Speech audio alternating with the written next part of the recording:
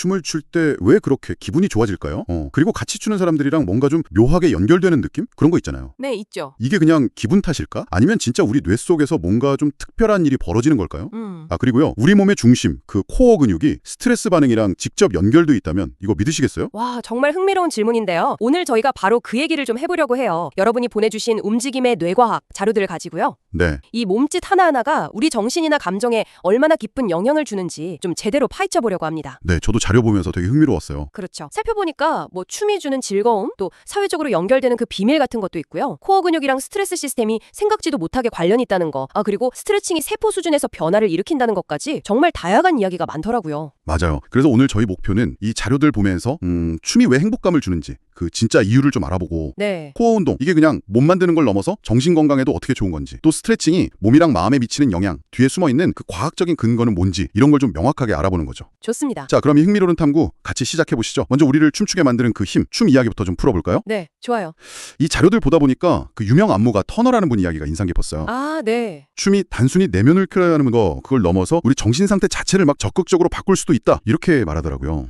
변화시킨다. 네, 리듬에 맞춰 몸을 움직이는 게 감정을 이해하고 조절하는 데 도움을 주고 심지어 다른 사람들이랑 유대감을 만드는 열쇠가 될 수도 있다, 뭐 이런 얘기였어요. 정말 그렇죠. 사실 뭐 인류 역사를 보면 우리는 거의 뭐 춤추려고 태어났다 이래도 과언이 아닐 정도로 춤이랑 깊은 관계를 맺어왔잖아요. 그렇게까지요? 네. 한 9,000년 전 인도 동굴 벽화 보면 이미 사람들이 같이 춤추는 모습, 그러니까 군무가 그려져 있고요. 9,000년 전이요? 와. 네. 훨씬 더 올라가서 45,000년 전에는 동물의 뼈로 만든 플루트 같은 것도 발견됐어요. 그러니까 음악이랑 춤은 훨씬 더 오래전부터 우리랑 함께 있을 가능성이 높은 거죠. 플루트까지? 어쩌면 한 600만 년 전에 인류가 두 발로 서서 걷기 시작했을 때부터 이미 춤의 어떤 기본적인 틀이 마련됐을 수도 있어요. 그렇군요.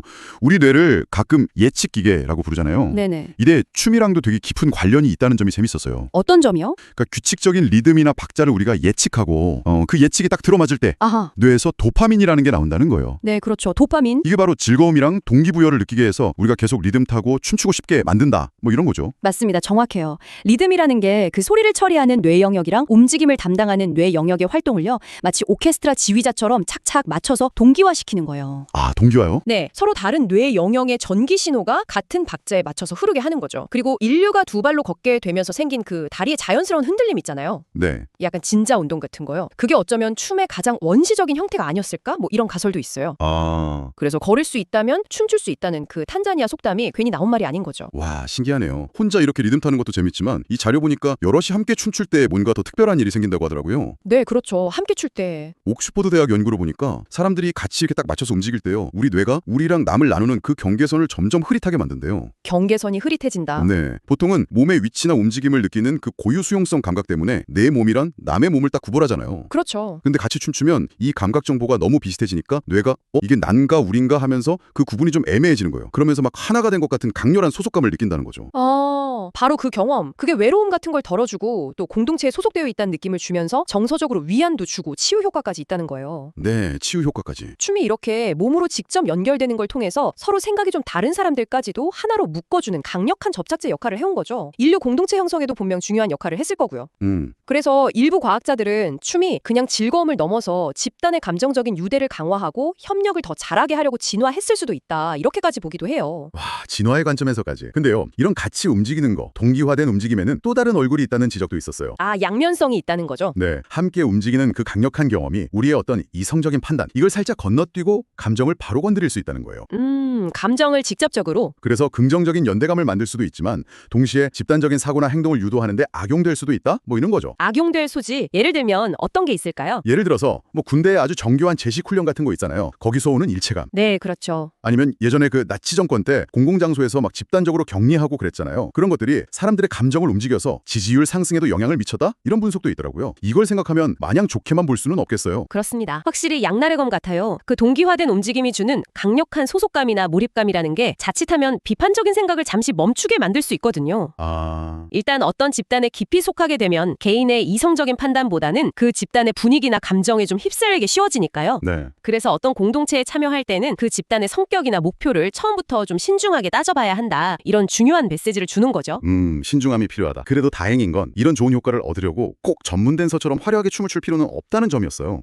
네, 그건 다행이네요. 자료 보니까 아주 단순하고 작은 움직임이라도 괜찮대요. 음악에 맞춰서 앉아서 그냥 살짝 몸을 흔드는 거? 그 그루브 타는 거 있잖아요. 네, 그루브. 그것만으로도 춤이 주는 풍부한 정서적, 사회적 혜택을 누릴 수 있다. 이런 거죠. 감정과 몸의 관계에 대한 관점도 좀 다시 생각해보게 되더라고요. 아, 네. 탑다운, 바텀업 이런 말씀이시죠? 네, 맞아요. 보통은 슬픈 생각을 하면 눈물이 나는 것처럼 감정이 뇌에서 시작해서 몸으로 이어진다고 생각하기 쉽잖아요. 이게 탑다운 이론인데 그렇죠. 근데 반대로 몸의 어떤 상태나 움직임이 먼저 있고 뇌가 그 신호를 해석해서 감정을 느낀다 이런 주장도 있잖아요. 바텀업 이론. 아, 네. 웃으면 기분이 좋아지는 것 같은 거예요? 그렇죠. 예를 들면 그런 거죠. 어느 쪽이 먼저든 분명한 건 감정이라는 게 그냥 머릿속 생각만으로 만들어지는 게 아니라 우리 정신과 신체가 계속 신호를 주고받으면서 생겨난다는 거예요. 아, 상호작용이군요. 네. 춤은 바로 이 양방향 소통을 아주 적극적으로 활용하는 활동인 셈이죠. 아기들이 말 배우기 전에 몸짓으로 먼저 감정을 표현하는 걸 보면 좀 이해가 쉬울 것 같아요. 아, 그러네요. 그래서 춤을 이용한 심리치료에서는 머리로만 막 문제를 분석하려고 하는 대신에 몸의 감각이나 움직임에 집중해서 자기 내면이랑 감정에 더 직접 다가가도록 돕는다고 하더라고요. 네, 몸에 집중하는 거죠. 사실 많은 사람들이 자기 감정을 정확히 알고 말로 표현하는데 어려움을 겪는다고 하잖아요. 그렇죠. 이걸 감정 표현 불능증, 알렉시사이미아라고 부르던데 연구 보니까 여성이 한 10%, 남성은 17% 정도래요. 생각보다 꽤 흔하죠. 와, 생각보다 비율이 높네요. 네, 근데 이게 또 우울증이나 불안, 만성 통증 같은 문제랑도 연결될 수 있다고 하니까 이 지점에서 움직임의 역할이 중요해지는 것 같아요. 네, 바로 그겁니다. 핵심적인 통찰은 움직임을 통해서 감정을 느끼고 표현하는 것, 그러니까 체화된 감정이라고 하죠. 네, 체화된 감정. 이게 어쩌면 감정을 말로 표현하기 어려워하는 현대인들한테 꼭 필요한 치유의 도구가 될 수 있다는 거죠. 치유의 도구. 실제로 한 연구 결과를 보면 춤 치료 프로그램에 참여했던 우울증 청소년들이 그렇지 않은 그룹보다 부정적인 감정이 줄고 스트레스 호르몬인 코르티솔 수치는 낮아졌대요. 오. 그리고 안정감이랑 관련된 세로토닌 수치는 오히려 높아지는 그런 긍정적인 변화를 보였다고 합니다. 몸을 움직이는 게 직접적으로 감정 조절 시스템에 영향을 준다는 증거죠. 와, 직접적인 증거네요. 심지어 그냥 우리가 매일 걷는 거 있잖아요. 이것조차도 의식적으로 내가 어떻게 걸을까 이렇게 주의를 기울이고 선택하면 그 자체가 춤이 될 수 있다는 관점도 되게 인상 깊었어요. 걷는 게 춤이 된다. 네, 그냥 걷는 행위를 넘어서 내가 나의 움직임을 선택한다는 그 과정 자체가 우리를 좀 수동적인 상태에서 벗어나게 하고 생각이나 감정을 다루는 새로운 방식을 배우게 한다는 거예요. 능동적인 변화군요. 네, 심지어 과거의 어떤 트라우마나 안 좋은 경험에 대한 반응 패턴까지도 변화시킬 수 있다 이런 주장이에요. 이건 그냥 과거를 말로 푸는 상담이나 조용히 마음을 들여다보는 명상이랑은 또 다른 아주 능동적인 변화를 만드는 접근법 같더라고요. 그 샤피르라는 연구자 발견도 이걸 뒷받침하는데요. 몸을 이렇게 웅크리는 자세보다는 팔다리를 쫙 펴고 리듬감 있게 움직이는 그런 확장적인 자세 있죠. 네, 확장적인 자세? 그게 행복감이랑 훨씬 강하게 연결되어 있다는 거예요. 정말요? 놀랍게도 단 2분만 이런 확장적인 움직임을 해도 기분이 눈에 띄게 좋아질 수 있대요. 2분만요? 와. 네, 또 다른 연구에서는 그 유대인 전통춤 하바나 길라처럼 즐겁게 같이 추는 춤이 그냥 실내 자전거 타는 것 같은 단순 반복 운동보다 우울증 증상을 완화하는데 더 효과적이었다는 결과도 있었어요. 아, 자전거보다요? 네, 그러니까 단순히 운동량이 문제가 아니라 움직임의 질이나 정서적인 요소가 중요하다는 걸 보여주는 거죠. 그렇군요. 그리고 춤의 즐거움에 대한 설명 중에 진짜 뜻밖의 내용도 있었어요. 어떤 거요? 그 즐거움의 일부가 우리 귀 깊숙한 곳에 있는 그 균형 감각 담당하는 전정기관이랑 관련이 있다고요? 아, 전정기관이요. 귀 안에 있는 거? 네, 마치 롤러코스터 탈 때처럼 막 넘어질 듯 말 듯 아슬아슬한 그 균형 감각에서 오는 짜릿한 뭐 이런 걸까요? 네, 정확히 그런 맥락이에요. 인간이 두 발로 걷게 되면서 균형을 잡으려고 전정기관, 특히 몸의 회전을 감지하는 세반고리관이 아주 정교하게 발달했거든요. 네. 근데 흥미로운 게 이 전정기관이 즐거움이나 공포 같은 아주 원초적인 감정을 처리하는 뇌의 변연계랑 신경으로 직접 연결되어 있어요. 아, 변연계랑 바로요? 네, 롤러코스터 탈 때 그 짜릿함도 사실은 전정기관 안에 있는 작은 돌멩이들, 이석이라고 하죠. 네, 이석. 이게 막 급격하게 움직이면서 변연계를 강하게 자극하기 때문에 느끼는 거라는 설명이 가능해요. 아하. 심지어 시끄러운 댄스클럽에서 쿵쿵거리는 그 낮은 주파수의 베이스음 있잖아요. 한 90에서 130데시벨 정도 되는? 네. 그게 우리가 귀로 듣는 것뿐만 아니라 전정기관의 이석, 특히 위아래 움직임을 감지하는 구역낭이라는 곳에 이석을 직접 진동시킨대요. 그래서 우리도 모르게 막 고개를 까딱이거나 발을 구르게 만들 수도 있다는 거죠. 와, 소리가 진동으로? 그렇죠. 결국 춤이라는 건 넘어질 것 같은 불안정한 자세를 취하면서도 실제로는 균형을 잃지 않는 일종의 통제된 넘어짐 상태를 반복하면서 전정기관을 자극하는 거예요. 통제된 넘어짐. 재밌는 표현이네요. 네, 그걸 통해서 원초적인 즐거움을 느끼게 하는 아주 정교한 활동이다. 이렇게 볼 수 있는 거죠. 와, 정말 흥미롭네요. 춤이 이렇게 다층적인 경험이라는 걸 알게 되니까 진짜 놀랍습니다. 자, 그럼 이제 이 움직임과 몸, 마음 연결이라는 큰 그림 안에서 우리 몸의 중심으로 한번 시선을 옮겨볼까요? 네, 좋습니다. 중심으로. 바로 코어 근육입니다. 자료 중에 2016년에 스트릭 연구팀의 발견이 눈에 딱 띄었는데요. 아, 네, 스트릭 연구팀. 복부랑 등 주변의 코어 근육 조절이랑 스트레스 반응을 담당하는 부신이라는 기관 사이에 중요한 신경 연결이 있다는 걸 밝혀냈다는 내용이었죠. 네, 맞아요. 부신, 신장 바로 위에 이렇게 모자처럼 붙어있는 작은 내분비 기관인데요. 이게 스트레스 반응에서 아주 중요한 역할을 하죠. 네. 쉽게 말하면 스트레스 반응에는 크게 두 가지 길이 있어요. 하나는 부신 바깥 부분, 피질에서 나오는 코르티솔이라는 호르몬을 통해서 작동하는데 이건 약간 비상 이메일처럼 좀 천천히 전달되지만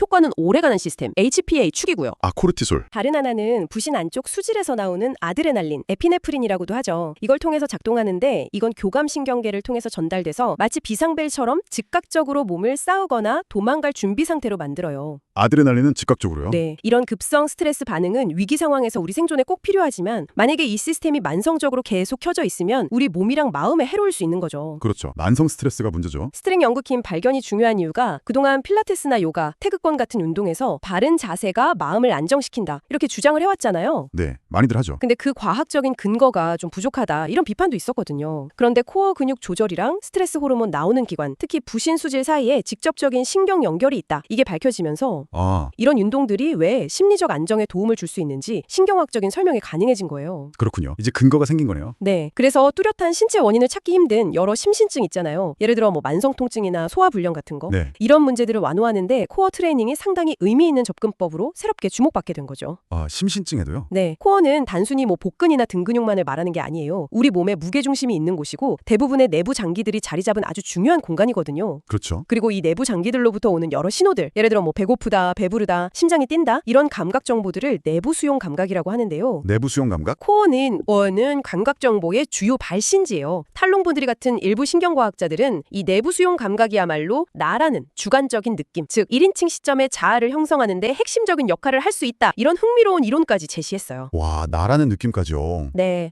그리고 이 내부 수용 감각 정보는 뇌의 인슐라 피질 같은 영역으로 전달돼서 우리의 감정 상태를 조절하는 데도 깊이 관여하고요. 그 코어 근육들이 우리 몸의 중심 기둥 역할을 하니까 당연히 자세나 균형 유지에도 핵심이겠죠? 물론이죠. 근데 놀라운 건 우리가 그냥 가만히 서 있거나 앉아 있을 때조차 코어 근육은 미세하게 계속 수축하면서 중력에 맞서서 상체를 지지하고 있다는 점이에요. 아, 쉬고 있을 때도요? 네, 이렇게 코어를 잘 쓰는 바른 자세는 단순히 보기 좋은 걸 넘어서 일상에서 겪는 신체적, 정신적 스트레스에 대한 일종의 완충제 역할을 해줄 수 있다는 거죠. 완충제 역할, 좋은 비유네요. 실제로 여러 연구 결과를 보면 서서 균형 잡는 운동처럼 코어를 적극적으로 써야 하는 활동들이 노년층의 인지 기능을 향상시키고 또 낙상 위험을 줄이는 데 효과가 있다는 게 꾸준히 보고되고 있어요. 아, 인지 기능 향상에도요? 네, 특히 태극권처럼 천천히 움직이면서 계속 균형을 조절해야 하는 운동은요. 균형 잡는 데 드는 인지적인 노력, 생각하는 비용을 줄여줘요. 그래서 다른 인지 활동에 뇌 자원을 더 쓸 수 있게 돕는 효과도 있다고 합니다. 아, 효율적이네요. 네, 그러니까 중년 이후부터는 의식적으로 코어 근육을 단련하는 게 신체 건강뿐 아니라 뇌 건강을 위해서도 아주 중요하다고 할 수 있겠죠. 자세가 심리 상태에 미치는 영향에 대한 직접적인 연구 결과도 되게 흥미로웠어요. 어떤 결과였죠?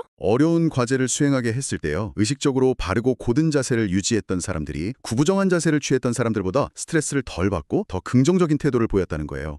자세만 바꿨는데도요. 네, 더 재미있는 분석 결과는 발표 내용을 녹음해서 분석해보니까 바른 자세 그룹이 구부정한 자세 그룹보다 나라는 1인칭 대명사를 훨씬 덜 사용했다는 점이에요. 나라는 말을 덜 썼다. 이게 뭘 의미할까요? 어쩌면 자기 자신에 덜 몰두하고 문제 자체에 더 집중했다는 뜻일 수도 있어요. 보통 우울증의 특징 중 하나로 자기 자신에게 너무 몰두하는 걸 꼽기도 하잖아요. 아, 그렇네요. 과도한 자기 집중. 자세 하나 바꿨을 뿐인데 이런 차이가 나타난다는 게 진짜 놀랍습니다. 네, 그래서 요가나 태극권에서 자주 보이는 팔다리를 넓게 펴는 확장형 자세 있잖아요. 마치 승리했을 때 취하는 포즈 같은 거. 네, 승리 포즈. 그런 자세들이 실제로 기분을 좋게 하고 또 차분하면서도 깨어있는 그런 집중 상태를 만드는 데 도움이 될 수 있어요.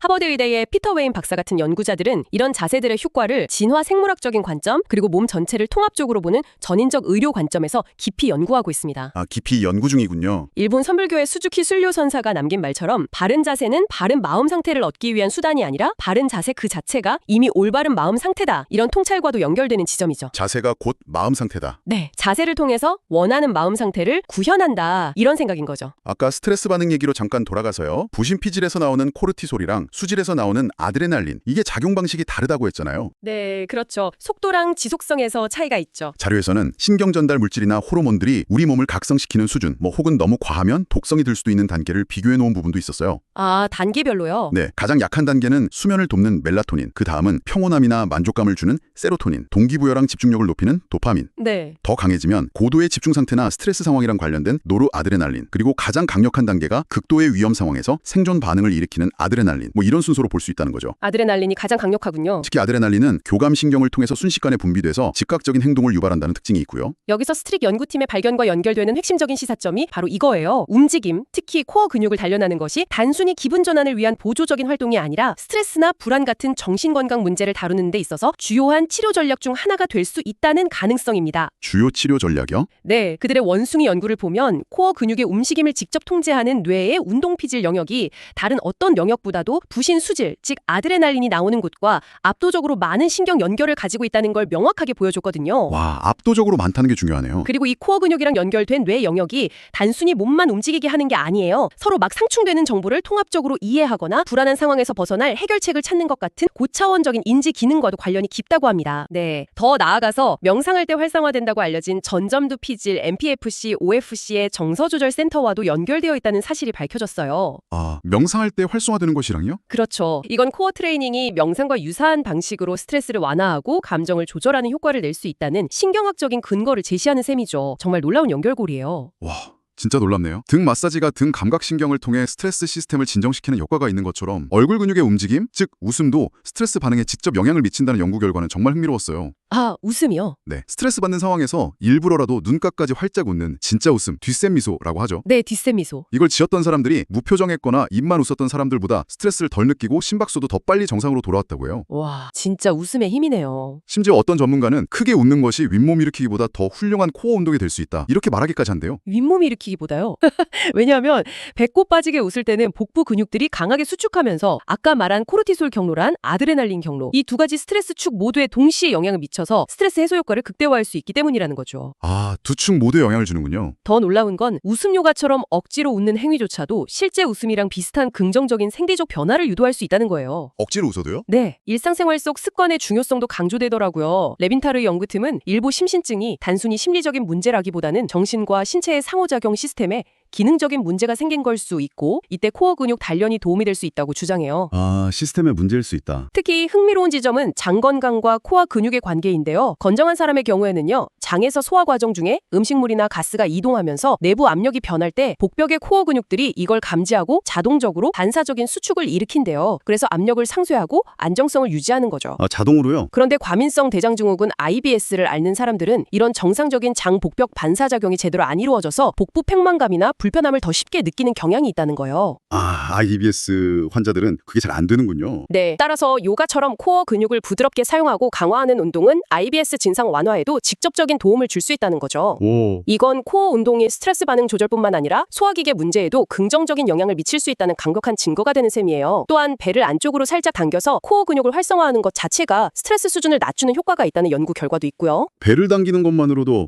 코어 근육 중에서 특히 주목해야 할 근육으로 요근이라는 근육이 언급되더라고요. 장요근의 일부라고 하던데요. 아, 네. 요근, 스와스. 아주 깊숙이 있는 근육이죠. 네, 척추 깊은 곳에서 시작해서 다리뼈 윗부분까지 이어지는 아주 중요한 근육인데 이게 호흡의 핵심적인 역할을 하는 횡격막이랑 근막이라는 조직을 통해서 아주 밀접하게 연결되어 있대요. 횡격막이랑 연결되어 있다고요? 네, 그래서 말 그대로 호흡과 움직임을 이어주는 다리 역할을 한다고 볼 수 있다는 거죠. 자이로토닉 같은 운동 이론에서는 현대인들처럼 오랫동안 앉아서 생활하면 이 요근이 짧아지고 뻣뻣하게 긴장되기 쉬운데 그렇죠. 많이들 그럴 것 같아요. 이렇게 되면 우리 몸이 마치 계속 약한 강도의 투쟁 도피 반응 상태, 즉 만성적인 스트레스 상태에 놓일 수 있다고 경고해요. 그래서 요근을 부드럽게 스트레칭하고 이완시켜주는 게 정신 건강에도 매우 중요하다고 강조하는 거죠. 아, 요근 스트레칭이 그래서 중요하군요. 자, 이제 마지막 주제인 스트레칭 이야기로 자연스럽게 넘어가 볼까요? 챕터 6 내용이죠. 네, 스트레칭. 전통적으로 스트레칭은 운동 전후에 부상 예방이나 유연성 형상을 위해 권장되어 왔지만 사실 그 효과에 대해서는 과학적으로 아직 좀 논란의 여지가 있어요. 아, 효과가 확실하지 않군요. 네, 명확하게 입증된 건 아니라는 거죠.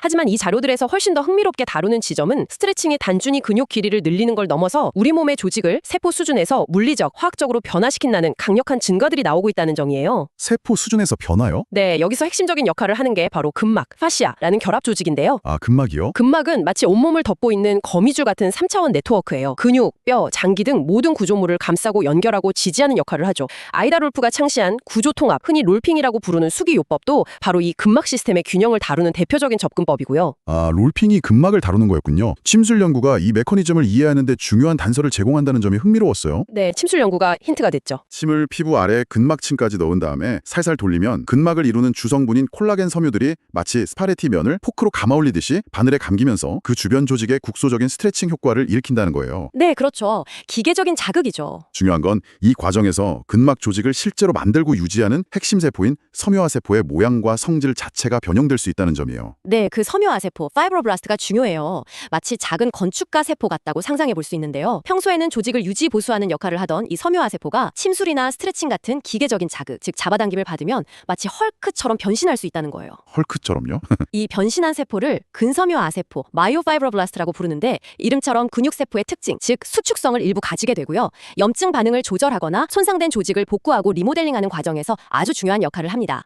염증 반응 조절이요? 네, 즉 침술은 이런 방식으로 국소적인 염증 반응을 유도해서 우리 몸의 면역 체계를 깨우고 자연 치유 과정을 촉진하는 효과를 낼 수 있다. 이런 설명이 가능한 거죠. 여기서 정말 결정적인 발견은 일반적인 스트레칭만으로도 침을 사용했을 때와 유사하게 이 섬유화 세포의 모양을 변화시키고 세포 수준에서 거의 동일한 생화학적 변화를 유도할 수 있다는 사실이 밝혀졌다는 점이에요. 와, 침 없이도요? 네, 굳이 바늘로 찌르지 않아도 우리가 평소에 하는 스트레칭을 통해서도 세포 수준의 의미 있는 변화를 만들어낼 수 있다는 거죠. 그렇다면 이게 우리 몸과 마음에 어떤 더 큰 의미를 가질 수 있을까요? 세포 수준에서 일어나는 이런 변화가 어떻게 우리의 전반적인 건강, 특히 정신 상태와 연결될 수 있을까? 그 핵심 연결고리는 바로 염증일 수 있어요.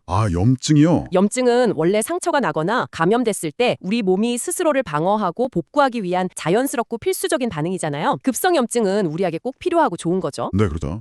하지만 문제는 만성 염증이에요. 현대 사회에서 우리가 겪는 지속적인 스트레스, 심지어 실제적인 신체 위협이 아닌 심리적 압박감만으로도 우리 몸은 마치 계속 약한 불이 타고 있는 것처럼 만성적인 저강도 염증 상태에 빠질 수 있다는 거예요.